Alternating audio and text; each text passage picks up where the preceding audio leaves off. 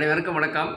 Subedar major, ஆனல் lieutenant S Sukumar, veteran, corps of signals, secretary exservicemen welfare association, Aruppukottai, secretary general, Tamil Nadu exservices league.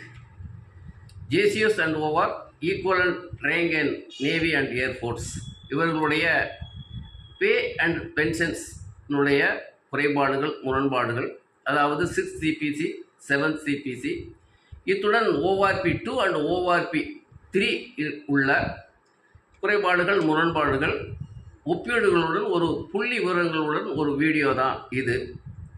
6th CPC என்பது 1 ஜனவரி 2006 அமல்படுத்தப்பட்டது. அதற்கான அரசு ஆணை என்பது 2008 வெளிவந்தது. 6th CPC பொறுத்தவரையில் பே பேண்ட் 1, 2, 3, 4 என்பது இருந்தது. 6th CPC அந்த ஆர்டர், அரசு ஆணை வெளிவந்தவுடன் 1 ஜனவரி 2006 முன்பு ஓய்வு பெற்றவர்களுக்கு ஒரு PCDS சுற்றறிக்கை, அதாவது 397 397 என்பது வெளிவந்தது.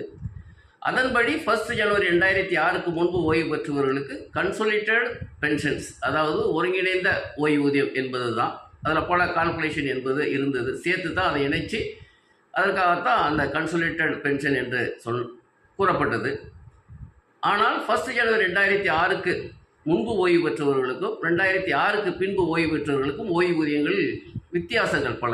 ஏன்னா 1 ஜனவரி 2006 பின்பு ஓய்வு பெற்றவர்களுக்கு அவர்களுடைய ஓய்வூதியமானது ஓய்வு பெறும்போது அவர்களுடைய ஊதியம் என்னவாக இருந்ததோ அதில் 50% தான் அவங்களுடைய ஓய்வூதியம் என்பது நிர்ணயிக்கப்பட்டது. இதனால் பல வித்தியாசங்கள். இதன் காரணமாக சங்கங்களுடைய பல புகார்கள், கோரிக்கைகள், ஓய்வூதியத்தில் நிறைய வித்தியாசங்கள், வேறுபாடுகள் இருந்த காரணமாக மீண்டும் அது 1 ஜூலை 2009 ஒரு ரிவைஸ்டு பென்ஷனுக்கு ஒரு திருத்தப்பட்ட ஓய்வூதியம் வழங்க வேண்டி ஒரு அரசு ஆணை, அத்துடன் அதற்கான PCDS சர்க்குலர் என்பது வெளிவந்தது, சர்க்குலர் நம்பர் 430.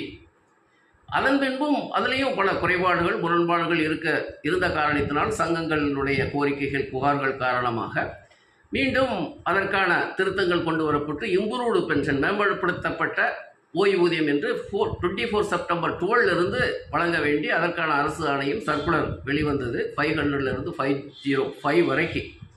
அதில் ஆஃபீஸர்ஸுகளுக்கும் அந்த ரிவைஸ் ஆனது. அதில் 500 சர்க்குலர் தான் அவங்களுக்கு சம்மந்தப்பட்டது. 501 சர்வீஸ் பென்ஷனுக்குள்ளே உள்ளவங்களுக்கு JCS OR மற்றும் ஈக்குவலன்ட் ரேங்க் வெளிவந்தது. இதோடு சேர்த்து மற்றவங்களுக்கும் இதில் முக்கியமாக என்னென்னு கேட்டாச்சுன்னா 24 செப்டம்பர் 12 இருந்து டியூவல் ஃபேமிலி பென்ஷன்ஸ், அதாவது 2 ஓய்வூதியம், இராணுவத்திலிருந்து ஓய்வு பெற்ற பின்பு மற்றபடி அரசு பணிகளில் ஈடுபட்டு அதற்கான ஓய்வூதியம் வாங்கும்போது அவர்கள் 2 ஓய்வூதியம் வாங்கிய பின்பு அவர்களது மனைவிகளுக்கும் அந்த 2 ஓய்வூதியம் வழங்க வேண்டிய கோரிக்கைகள் இருந்ததனால் அதற்கான அரசு ஆணை வெளிவந்து அதற்கான சர்க்குலரும் வெளிவந்தது 504. அதன்படி 24 செப்டம்பர் 12 இருந்து அந்த 2 ஓய்வூதியங்கள் என்பது, குடும்ப ஓய்வூதியங்கள் என்பது அமல்படுத்தப்பட்டது. அதே போல் ஹேண்டிகேப் சில்ட்ரன், அவங்க மேரேஜ் ஆனாலும் அவங்களுக்கும் தகுதி இருந்தால் அவங்களுக்கு குடும்ப ஓய்வூதியம் வழங்குவதற்கான ஒரு அரசாணை வெளிவந்து அதற்கான சர்க்குலரும் 505 என்பது வந்தது. இது 24 செப்டம்பர் 12 இருந்து. இத்துடன் இந்த enhanced rate of family pension, உயர்த்தப்பட்ட ஓய்வூதியம் உள்ள பல குறைபாடுகள், அதற்கான அரசு ஆணை மற்றும் PCDS சுற்றறிக்கை. இதே போல் முக்கியமாக நெக்ஸ்ட்டு அவங்க என்னென்னா கேசுவலிட்டி பென்ஷனரி அவார்ட்ஸ், அதாவது liberalised family pension, special family pension, disability and war injury pension, இதுகளுடைய திருத்தங்களுக்கும் அதுக்குடைய அரசு ஆணைகள் மற்றும் சுற்றறிக்கைகள் வெளியிருந்தது. இதில் முக்கியமாக என்னென்னு கேட்டாச்சுன்னா MACP, modified assured career progression, இது இம்ப்ளிமெண்ட் ஆன டேட் 1 செப்டம்பர் 2008 தான். இதுலேயும் பல சங்கங்களுடைய கோரிக்கைகள், புகார்கள், அப்புறம் கோர்ட் கேஸ் போனதுக்கப்புறம் தான் அதனுடைய கவர்மெண்ட் அதை ஏற்றுக்கொண்டு கோர்ட்டினுடைய ஆர்டர் படி 1 ஜனவரி 2006 இம்ப்ளிமெண்ட் பண்ணாங்க. இதனால் 6th CPCயை பொறுத்தவரையில் பல முரண்பாடுகள், குறைபாடுகள் இருந்தனாலும் சங்கங்களுடைய தொடர் கோரிக்கைகள், புகார்கள் காரணமாக அந்த திருத்தங்கள், இப்படிப்பட்ட திருத்தங்கள் கொண்டு வரப்பட்டது.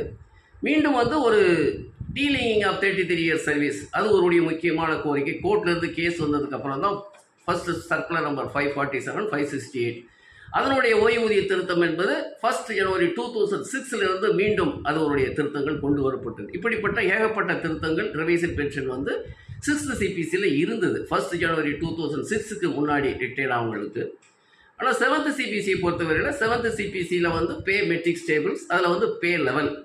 இந்த 2 சிபிசியை பொறுத்தவரையிலையும் அவங்களுக்கு வந்து மினிமம் அண்ட் மேக்ஸிமம் பென்ஷன் இருக்குது. அதே போல் ஓஆர்பி 2 அண்ட் ஓஆர்பி 3லையும் இந்த மேக்ஸிமம் பென்ஷனுங்கிறது இருக்குது. ஆனால் பென்ஷன் பொறுத்தவரையில் 6th CBC and 7th CBC பிரிவில் ஓய்வு வரும்போது அவர்களுடைய ஊதியம் எவ்வளவு இருக்குதோ அதில் 50% என்பது தான் அவர்களது ஓய்வூதியம். அதன்படி அந்த ஓஆர்பி 2 அண்ட் ஓஆர்பி 3யில் அந்த 50% என்பது இருக்குதா, மேக்ஸிமம் பே படி அந்த மேக்ஸிமம் ஓஆர்பி 2 ஓஆர்பி 3யில் 50% இருக்குதா இல்லையா என்பது தான் கேள்விக்குறி. அதற்கான ஒரு புள்ளி விவரங்களுடைய ஒப்பீடு தான் இந்த வீடியோவில் வந்து நம்ம பார்க்க போகிறோம். இதில் வந்து என்ன என்பதை முழு விவரத்துடன் இந்த வீடியோவில் பார்ப்போம். Welcome veterans welfare Aruppukottai YouTube channel. 6th and 7th CPC entry maximum pay comparison with ORP 2 and ORP 3 maximum level, anomalies in JCS OR pay and pension. 6th and 7th CPC உடைய entry and maximum pay, அத்துடன் வந்து அந்த ORP 2 and ORP 3ல என்ன குறைபாடுகள் அது பற்றி தான் இந்த வீடியோ புள்ளி விவரங்களுடன்.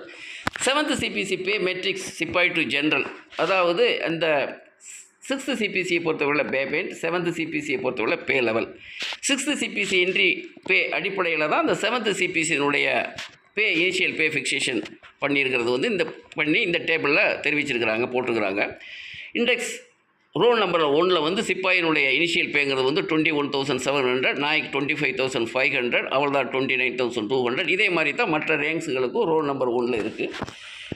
மேக்ஸிமம் லெவல் பேங்கிறது வந்து ரோல் நம்பர் 24ல் இருக்குது. மேக்ஸிமம் உடைய ரேங்க்கு உள்ளது வந்து சிப்பாயை பொறுத்தவரை 43,100, நாய்க்கு 50,400, அவள்தார் 57,500. இதே மாதிரி லாஸ்ட் ரோ 24ல் வந்து தெரிவிச்சிருக்கிறாங்க. மற்ற ரேங்க் ஒரு சில ரேங்க்கு வந்து அவங்களுடைய அந்த கீழே வந்து லாஸ்ட் ரோங்கிறது வந்து அவங்க மேக்ஸிமம் லெவல் பே என்பது இருக்குது. இதுதான் அந்த கால்குலேஷன் என்னென்னா 6th and 7th சிபிசியில் பென்ஷன் என்பது வந்து அவங்க ரிட்டையர்மெண்ட் ஆகிறப்ப அவங்க பே எமாலுமெண்ட்ஸ் என்ன இருந்ததோ லாஸ்ட்டில் அதில் 50% தான் பென்ஷன். அந்த 50% என்பது ஓஆர்பி 2 அண்ட் ஓஆர்பி 3யில் இருக்குதா இல்லையா என்கிறது தான். 7th சிபிசியில் மேக்ஸிமம் லெவல் பே என்னவா என்கிறது வந்து நம்ம அந்த டேபிளில் பார்த்தோம். இதுலேயும் நம்ம இதில் குறிப்பிட்டிருக்கிறோம். சிப்பாயை பொறுத்தவரை 43,100, அதனால் அவங்களுக்கு ஓஆர்பி மேக்ஸிமம் லெவல் என்னவா இருந்ததுன்னு கேட்டாச்சுன்னா 19,769. இதனுடைய பெர்சன்டேஜ் பார்த்தா 45.76 தான். ஆனால் நாய்க்கு வந்து 43.03, அவள்தார் 38.70, நாய் சுபேதார் 37.25, சுபேதார் 34.95, சுபேதார் மேஜர் 35.49, லெஃப்டினன்ட் 37.21, கேப்டன் 36.12. இதே மாதிரி ஓஆர்பி 3யில் என்னென்னு கேட்டாச்சுன்னா ஓஆர்பி 3யில் மேக்ஸிமம் அந்த ஓஆர்பி 3 சிப்பாயினுடைய பென்ஷன் என்னவாக இருந்தால் 22,569. அது பர்சன்டேஜ் பார்த்தா 52.57, 50%க்கு மேலே இருந்தது. ஆனால் நாய்க்கு வந்து 46.80, அவள்தார் வந்து 44.49, நாய் சுபேதார் 39.92, சுபேதார் 35.51, சுபேதார் மேஜர் 36.74, லெஃப்டினன்ட் 41.82, கேப்டன் 38.29, மேஜர் வந்து 48.79. இதில் எல்லோ கலரில் காமிச்சிருக்கிறோம் அந்த பர்சன்டேஜ் ஆஃப் பென்ஷன் ஓஆர்பி 2ல் ஓஆர்பி 3யில் என்னவா இருந்தது கேட்டால் ஜேசிஓஸை பொறுத்தவரையில் எல்லாருக்குமே பிலோ 40 தான் அவங்களுக்கு வந்து அந்த பர்சன்டேஜ் ஆஃப் பென்ஷன் இங்கே இருக்குது. அதனால தான் இந்த ஓஆர்பி 2 ஓஆர்பி 3யில் ஓஆர்பி 1 பெனிஃபிட் உள்ள அந்த ஸ்பெஷலி சுபிதாங்கிறது வந்து 1st ஜூலை 2014ல் வந்து ஓஆர்பி 1 இம்ப்ளிமெண்ட் ஆச்சு. அதுக்கு முன்னாடி ரிட்டைன் அவங்களுக்கு என்ன பெனிஃபிட் கிடைச்சதோ அவங்களுக்கு எல்லாமே ஓஆர்பி 2 ஓஆர்பி 3யில் கிடைக்கல. இதில் மெயின் ரீசன் என்னென்னு கேட்டால் ஜேசிஎஸ் OR and pay and pension அனாமலிஸில் 7th CPC less pay fixation entry அப்ளிக் இனிஷியல் பே ஜேசிஎஸ் ஓஆருக்கு என்னென்னு கேட்டாச்சுன்னா அவங்களுடைய ஓஆர்பி 1 என்ன அவங்களுக்கு வந்து பென்ஷன் ஃபிக்ஸ் பண்ணாங்களோ அதன் அடிப்படையில் வந்து 7th சிபிசியில் வந்து பே வந்து அவங்களுக்கு ஃபிக்ஸ் ஆகலை. அதனால தான் 7th சிபிசி 1st ஜனவரி 2016க்கு பின்னாடி அவள்தார் ஏசிபி 1க்கு மேலே ஜேசிஓஸ் எல்லாருக்குமே பேவும் கம்மியாக இருந்தது, அவங்க ரிட்டையர்மெண்ட் ஆகிறதுல பென்ஷனும் கம்மியாக இருந்தது. ரெண்டாவது ஒரு மெயின் ரீசன் என்னென்னு கேட்டாச்சுன்னா 6th சிபிசியில் கிரேட் பே இருந்தது, அதோட சேர்த்து இன்க்ரிமெண்ட்டும் கிடைச்சிது. அதனால் அவங்க ப்ரொமோட் ஆகிறப்ப சிப்பாய் டு நாய்க்கு அவ்வளோதாரப்போ கிரேடு பே வித் அவங்க ஒன்று இன்க்ரிமெண்ட், அதனால் அவங்களுக்கு ஒரு அமௌண்ட் வந்து கிடைச்சிது ப்ரொமோட் ஆகிறப்ப.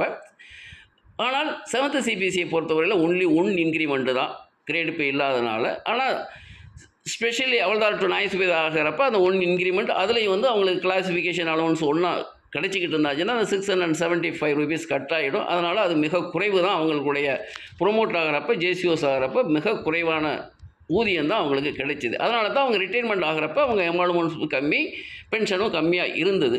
ஆனால் 6th சிபிசி பொறுத்தவரையில் 6th சிபிசிலையும் மோர் அனாமலிஸ் தான். அவங்களுக்கு வந்து ஃபஸ்ட்டு ஜனவரி 2006 இம்ப்ளிமெண்ட் ஆச்சு. அதுக்கப்புறம் நிறைய கவர்மெண்ட்டுக்கு pensioner association, ex-servicemen welfare association வந்து அவங்களுடைய குறைகள் 6th சிபிசியில் உள்ள இருக்கிறத அனாமலிஸை தெரிவித்ததுனால கவர்மெண்ட் தரப்பில் அதற்கான ஆர்டர்ஸ் அந்த சர்க்குலர் வந்து அதனுடைய குறைகள் வந்து நிவர்த்தி ஆனது, மோரார்லெஸ் ரிசால்வ் ஆனது. ஆனால் 7th சிபிசியை பொறுத்தவரையில் அது உண்டு. 7th சிபிசி ORP2 ORP3யில் எத்தனை குறைபாடுகள் அனாமலிஸ் இருந்தாலும் ஜேசிஓஸ் ஓஆர் தரப்பிலிருந்து பல புகார்கள் வந்த கிரீவியன்சஸ் அண்டு ஹர்த்தால் பண்ணாலும் கூட அந்த குறைகள் என்பது வந்து தீர்க்கப்படவில்லை, நிவர்த்தி செய்யப்படவில்லை. கவர்மெண்ட் அதன் மேலே எந்த விதமான நடவடிக்கை எடுக்கலை. அதனால தான் இந்த ORP2 அண்ட் ORP3 7th சிபிசியில் என்ன குறைபாடுகள் இருந்தது ஜேசிஓஸ் ஓஆர் பென்ஷனில் அது வந்து நிவர்த்தி செய்யப்பட வேண்டும். 8th சிபிசி வந்து இப்போ அனௌன்ஸ்மெண்ட் ஆயாச்சு. 1 ஜனவரி 2026 இம்ப்ளிமெண்ட் ஆகிறதுக்குள்ள கவர்மெண்ட் நடவடிக்கை எடுத்து வருது. அந்த 8th சிபிசியில் இந்த ஜேசிஓஸ் ஓஆருடைய பே அண்ட் பென்ஷன்ஸ் இந்த அனாமலிஸ் எல்லாத்தையும் நிவர்த்தி செய்து சரியான முறையில் பெனிஃபிட் உள்ளதாக பலன் உள்ளதாக வழங்க வேண்டும் என்று தான் அந்த வீடியோ. ஏன்னு கேட்டாச்சுன்னா 8th சிபிசி கூடிய விரைவில் வந்து அது வந்து அமல்படுத்தப்படும் ஓரிரு ஆண்டுகளுக்குள். அதனால தான் இந்த 8th சிபிசியில் வந்து இந்த குறைபாடுகள் நிவர்த்தி செய்யப்பட்டு வழங்க வேண்டும் என்பது. இது முன்னாள் முப்படை வீரர்கள், படை வீரர்கள் அவர்களுடைய பே அண்ட் பென்ஷன் பற்றி ஒரு விழிப்புணர்வை ஏற்படுத்த வேண்டியதான் வீடியோ. அதுலேயும் புள்ளி விவரங்களோட இந்த வீடியோவை தெரிவிச்சிருக்கிறோம். அப்படின்னா தான் எல்லாருக்குமே தெரியும் இதனுடைய காரணங்கள் என்ன, இந்த பே அண்ட் பென்ஷன் குறைவாக கிடைக்கிறதுக்கு, பென்ஷன் குறைவாக கிடைக்கிறதுக்கு. அதே நேரத்தில் புள்ளி விவரங்கள் போட்டால் தான் எந்த அடிப்படையில் இவங்களுக்கு வந்து இந்த குறைவான ஓய்வூதியம் வந்து ORP2 ORP3யில் கிடைச்சிருப்பது தெரிய வருவதற்காகத்தான் இந்த விரிவான ஒரு வீடியோ. இதுவரை இந்த வீடியோ கேட்ட அனைத்து படை வீரர்கள், முப்படை வீரர்களுக்கும் வணக்கம்.